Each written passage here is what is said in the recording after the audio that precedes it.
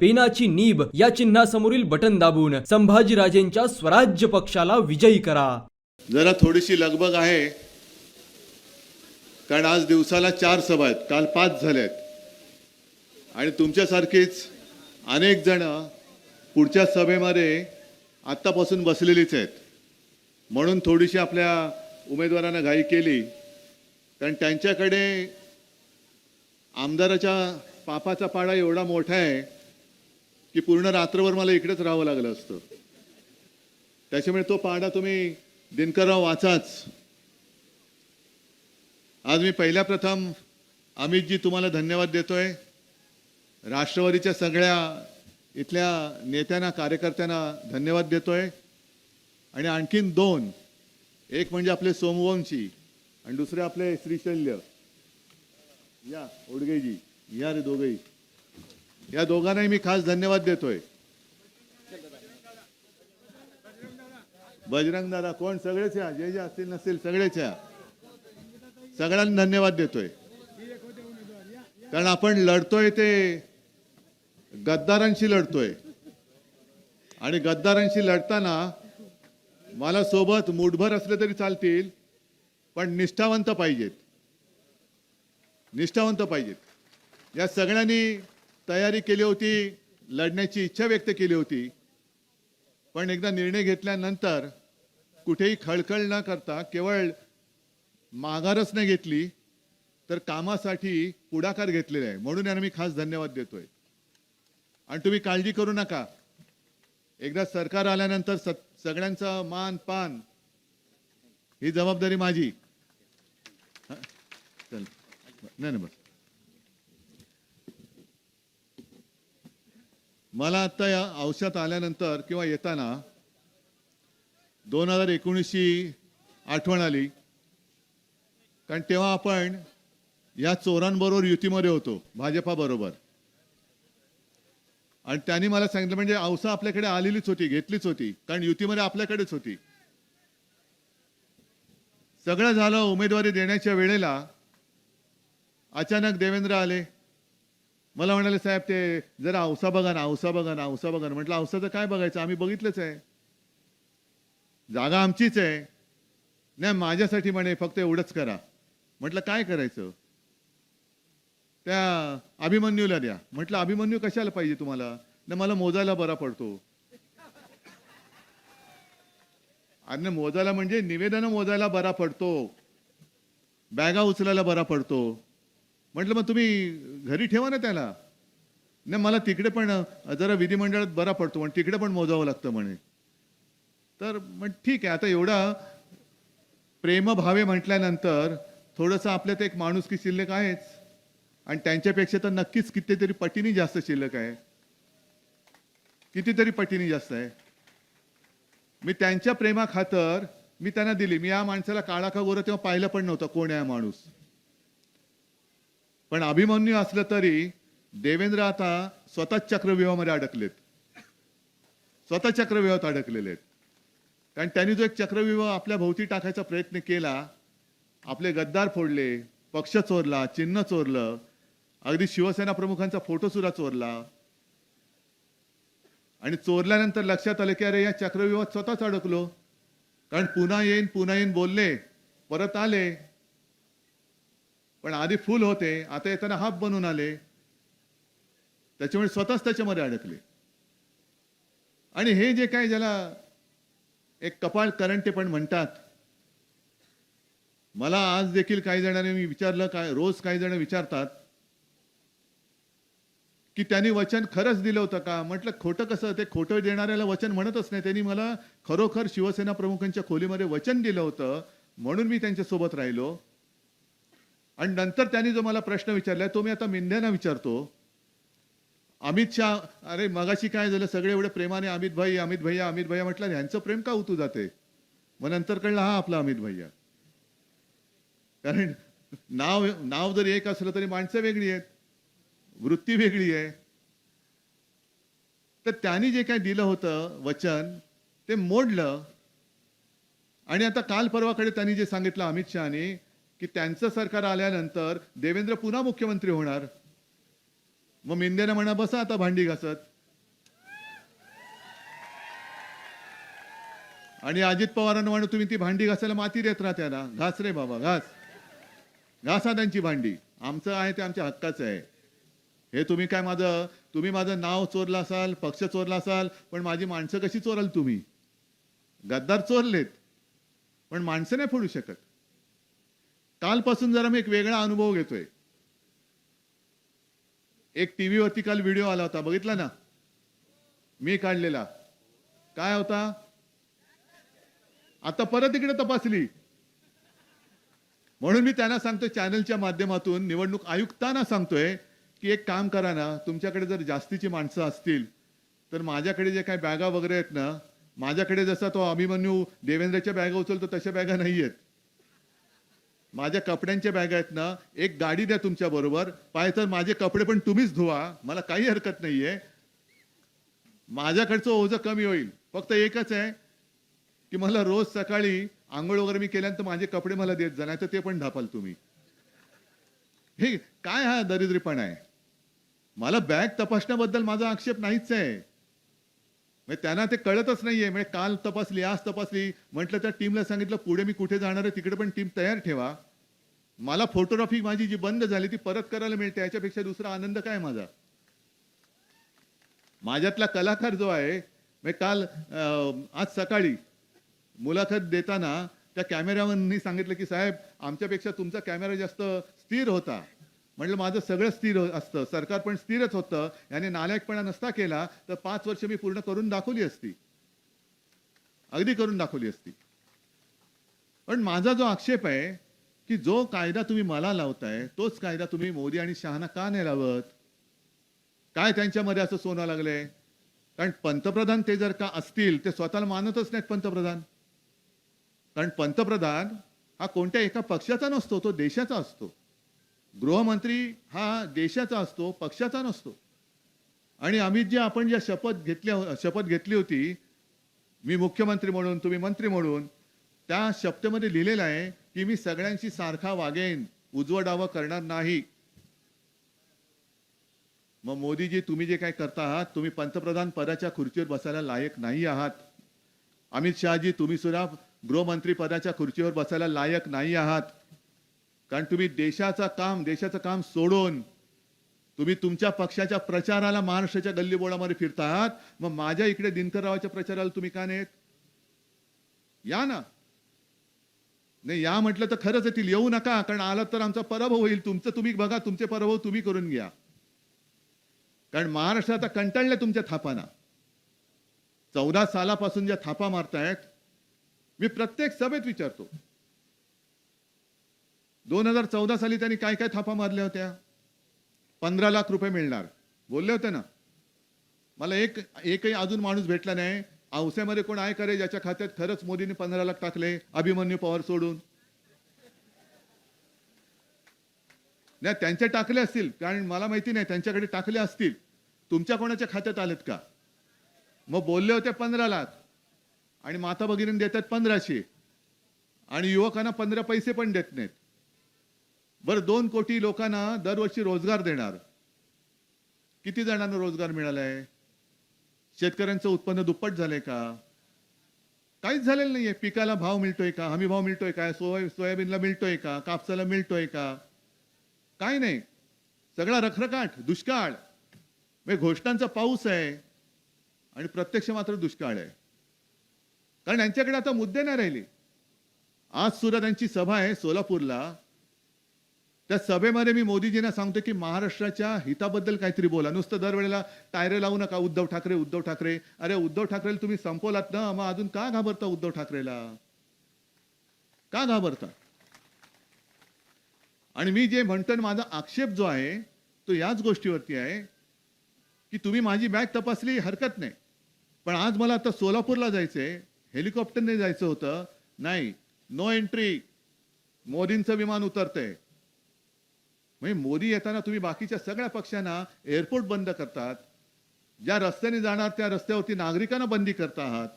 मैं टिकोजीराव येणार और भाइयों बहनों, ही लोकशाही नाही मी मानायला तयार. ही लोकशाही असूच शकत नाही. जर माझी बॅग तपासली जात असेल तर मोदी शहांची सुद्धा तपासली गेलीच पाहिजे. आणि माझी जशी तुम्ही येताना बॅग तपासता तशी मोदी शहांशी महाराष्ट्रातून जाताना बॅग तपासा. कारण महाराष्ट्राला लुटून घेऊन चाललेत. कुठे कळतंय ना तुम्हाला? बघतात ना तुम्ही? मग पुन्हा यांना मतदान करून आपण आपल्या चक्रव्यूहात अडकणार आहोत. मग भाजप असेल, मिंदे असेल, महायुतीला मत. मग मी असं जर का म्हटलं की महायुतीला मत म्हणजे गुजरातला मत, काय मी चुकीचं बोलतोय? काय चुकीचं बोलतोय? आता यांना तो जो काही पाना फुटलेला आहे, आम्ही शेतकऱ्यांना कर्जमुक्त करू. अरे आम्ही करून दाखवलं ना शेतकऱ्यांना, म्हणून तर लोक येतात माझ्याकडे. 2 लाखापर्यंत पीक कर्जमुक्त आपण केलं होतं की नव्हतं? बरोबर ना? बरं, आता तुम्हाला पीक विमा तरी मिळतोय का? नुकसान भरपाई नाही. आणि प्रत्येक तुमच्या गोष्टीवरती जीएसटी मात्र कचकून घेत आहेत. मग दुष्काळ पडला किंवा अतिवृष्टी झाली, पूर आला, तर तुम्हाला पिकाचे हमी भाव हे वरखाली होतात. तुमचं पीक सोडून जातं. मग तुम्हाला पीक विम्याचे तुमचा उत्पन्न खर्च किती असो, 27 रुपयाचा चेक पीक विमा झालं. तुमचं घर भरभरून आणखीन घराच्या छपरावरती सोनं चढलं, सोन्याची कौलं चढली. 27 रुपयाचा चेक, 51 रुपयाचा चेक, 123 रुपयाचा चेक. बरोबर आहे ना? हा पीक विमा. आता तुम्हाला कळतंय की महाराष्ट्रामध्ये शेतकरी नांदतायत. आणि अमितजी, मला काल थोडंसं कळलं, कानावर आलं, अजून नक्की काय कन्फर्म झालेलं नाहीये, पण सोयाबीन पिकवणारा शेतकरी जो आज चिडलेला आहे, कापूस उत्पादक शेतकरी जो चिडलेला आहे, त्याला कुठेतरी असं भासवायचंय किंवा यांना एक जे म्हणतात ना फेक नरेटिव्ह म्हणजे खोटं कथानक, ते यांना असं करायचंय की काल एक मंत्रालयात का कुठे एक बैठक झाली मुख्य सचिवांच्या अध्यक्षतेखाली, असं मी ऐकलं. त्याच्यामध्ये सहकार सचिव पण होते, आणखीन काही होते, एक प्रसिद्धी प्रमुख पूर्वी होते ते पण होते. आणि आता असं भासवायचं की खरेदी वगैरे झालेली आहे, शेतकऱ्यांना भाव मिळालेला आहे, आता आनंदात सगळे आहेत, आनंदी आनंद चहूकडे, आम्ही आपले इकडे तिकडे. हे आता कदाचित ते जाहिरात किंवा बातमी देण्याची शक्यता आहे. कळेल 2-3 दिवसामध्ये. म्हटलं देऊच द्या. कारण अशी खोटी बातमी जर का दिली तर बातमी पेपरमध्ये येईल, कदाचित बातमी चॅनेलवरती दिसेल, पण शेतकऱ्याच्या कडे पडलेला सोयाबीनचा ढीग जो आहे ना, तो खरं बोलणार आहे. त्याच्या घरात पडलेला कापूस तो खरं बोलणार आहे. आणि हे केलं तर आणखीन शेतकरी चिडून उठणार आहे. या सगळ्या ज्या गोष्टी होत्या, जसं आता बहिणीला 1500 रुपये देत आहेत. मी तर म्हटलं, जर हे तिन्ही भाऊ, तुम्हाला मागे बोललो मी, एक कोण देवा भाऊ, एक दाढी भाऊ आणि तिसरा जॅकेट भाऊ, मग तिघही मिळून महाराष्ट्र खाऊ. मग तुम्ही साधा विचार करा की दिनकररावांनी इथल्या आमदाराचा सगळा तो भ्रष्टाचाराचा पाढा वाचला. 2.5 वर्षात एक अभिमन्यू नाही, त्याच्या गुणिले 40 अधिक अजित पवारांचे किती असतील ते, अधिक भाजपचे, एवढ्या सगळ्यांनी किती महाराष्ट्र लुटला असेल, जरा तुम्ही हिशोब करून बघा. हा सगळा हिशोब केला तर किती प्रचंड लाखो कोटी रुपये होतील. आणि मिंदेने तर सगळं ताळतंत्र सोडूनच दिलेलं आहे. जाऊ तिथे खाऊ, हेच त्यांचं घोषवाक्य आहे. हेच त्यांचं घोषवाक्य. म्हणजे मुंबईमध्ये सुद्धा रस्त्याची कॉन्ट्रॅक्ट ही चढ्या दराने ही काढली त्यांनी. कारण का? कॉन्ट्रॅक्टरकडनं टक्केवारी पाहिजे. मग त्यांचं भांडं आपण फोडलं. 1-1.5 वर्षापूर्वी पंतप्रधान आले होते आणि मुंबईकरांना फसवण्यासाठी रस्त्याच्या कामाचा शुभारंभ केला. नारळ फोडले कचाकच. आणि काय काय कामं हे आपण केलेल्या कामावरती पुन्हा एकदा नारळ फोडून शुभारंभ केला त्यांनी. आणि आपण भांडं फोडलं की हे मूळ काम कितीचं होतं, आता किती हजार कोटीने वाढले. हे सगळे पैसे हे मिंद्यांच्या कॉन्ट्रॅक्टरच्या खिशामध्ये जात आहेत. आणि ही लढाई जी आहे, ही लढाई केवळ उद्धव ठाकरेंची, दिनकरराव मानेंची, अमित भैयाची अशी नाहीये. ही लढाई तुमची आहे, तुमच्या आयुष्याची आहे.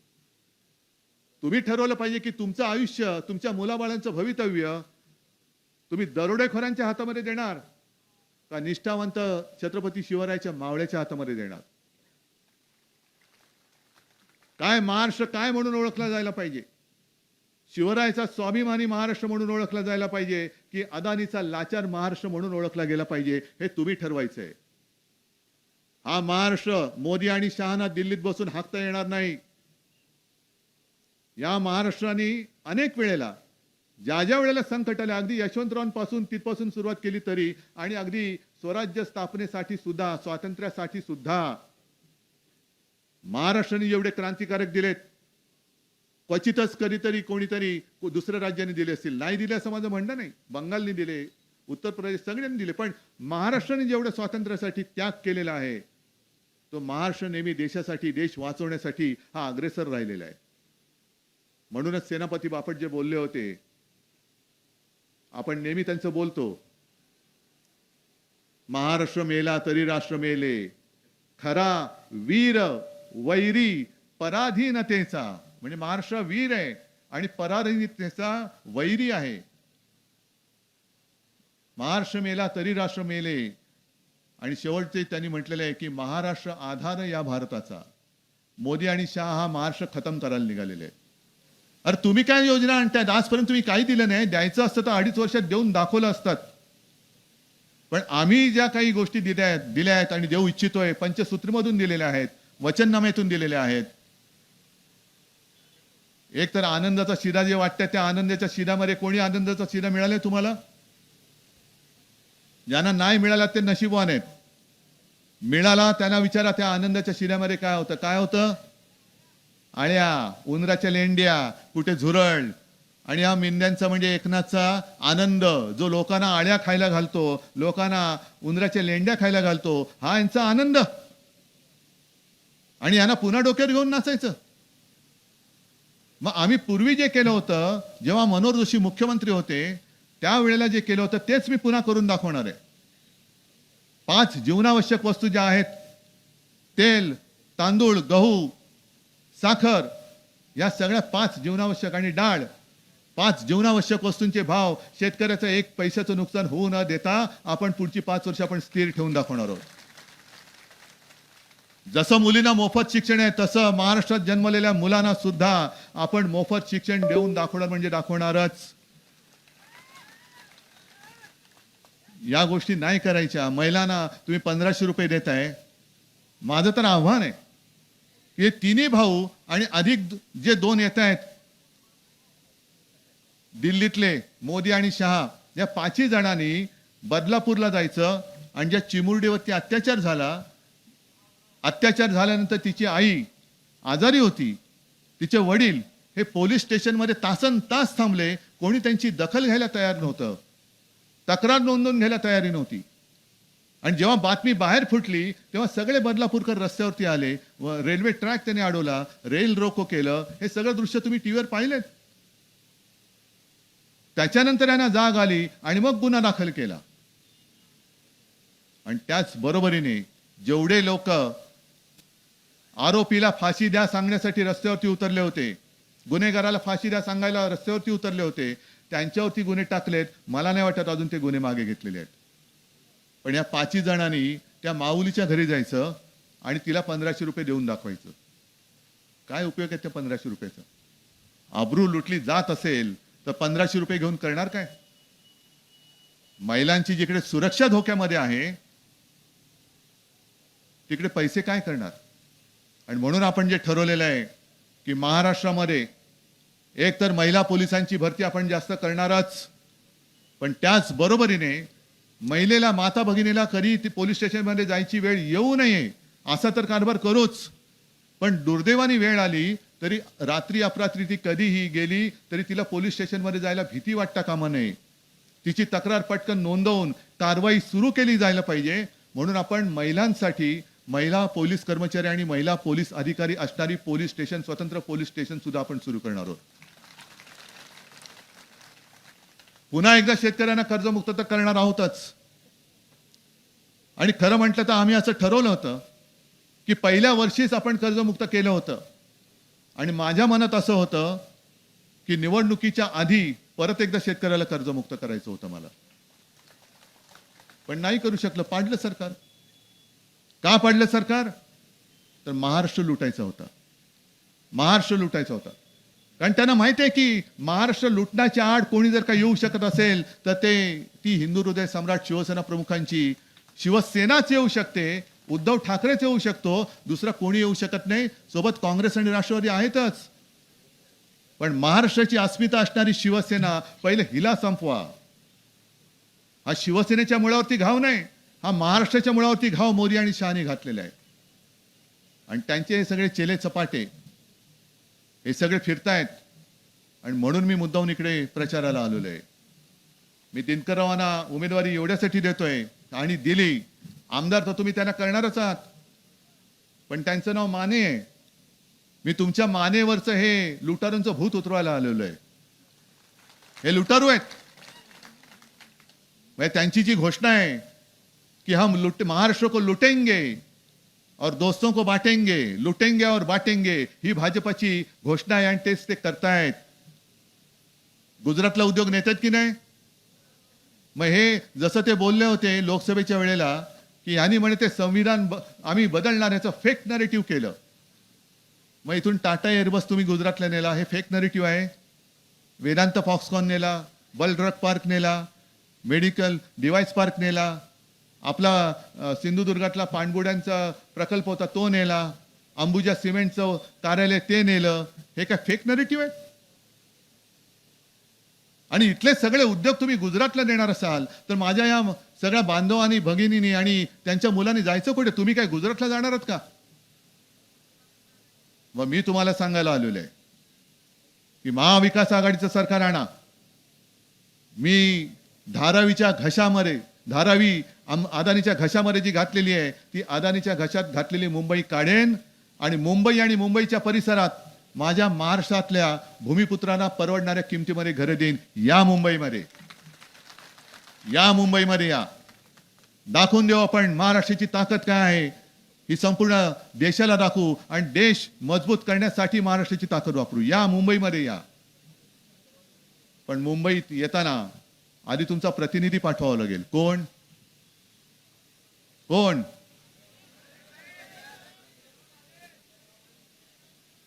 नक्की? मग निशाणी काय? शाबास. कारण ते बऱ्याच ठिकाणी हा संभ्रम निर्माण करतायत. आपलं जुनं चिन्ह तर चोरलंयच. म्हणजे भाजप, मी जो बोलतो ना, भाकड जनता पक्ष आहे, भाकड आणि भेकड. हे लोकसभेतलं माझं वाक्य आजही कायम आहे. कारण हे काही निर्माण करू शकले नाहीत. चोर, दरोडेखोर, म्हणजे यांच्याबरोबर मिंदे आहे, यांच्याबरोबर अजित पवार आहे, ईडी, इन्कम टॅक्स, सीबीआय, अशी सगळ्यांची युती आहे, महायुती. या सगळ्यांची युती करून आणि निवडणूक आयोग आपल्या अंगावरती येत आहेत. आणि आपण मात्र छत्रपती शिवरायाचा भगवा घेऊन, हातामध्ये घेऊन, जसं त्यावेळेला ते आक्रमण शिवरायांनी थोपवलं होतं तसंच हे आक्रमण आता आपल्याला नुसतं थोपवायचं नाही, हे परतून लावायचं आहे. आणि म्हणून मी तुम्हाला एकच विनंती करेन, इकडे तर मशाल आहेच, पण अमितजी तुम्ही मागाशी मला म्हणालात की लोहा कंदारमध्ये काय, लोहा कंदारमध्ये सुद्धा मशालच आहे. एकनाथराव पवारच आपल्या अधिकृत उमेदवार आहे. मी जाहीरपणाने त्यांची सभा पण घेतलेली आहे. आज पण इथे सांगतोय, कुठेही कोणाचाही संभ्रम करून घेऊ नका, अजिबात करू नका. कारण जे करायचं ते उघड उघड करतो. आम्ही काँग्रेस सोबत आलो ते सुद्धा उघडपणाने आलो आहे, पवार साहेबांबरोबर आलो, उघडपणाने आलो. आणि भाजपने जे केलं म्हणजे माझी शस्त्रक्रिया झाल्यानंतर काही काळ मी हतबद्ध होतो, माझी हालचालच बंद झाली होती. त्यावेळेला रात्री अपरात्री हे देवेंद्र आणि मिंदे हे रात्रीच्या काळोखात भेटून त्यांनी कटकारस्थान केलं आणि आपलं चांगलं चाललेलं सरकार गद्दारी करून पाडलं. आता त्या गद्दारीचा सूड उगवायचा आहे.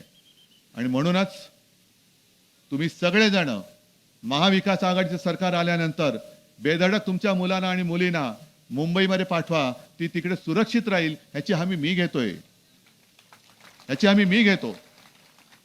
पण हे जर करायचं असेल तर तुम्ही तुमच्याकडचा लोकप्रतिनिधी, आमदार हा आपल्या महाविकास आघाडीचाच पाठवा आणि इथून दिनकररावांनाच पाठवाल अशी खात्री व्यक्त करून तूर्त आपली मी रजा घेतो. जय हिंद, जय महाराष्ट्र.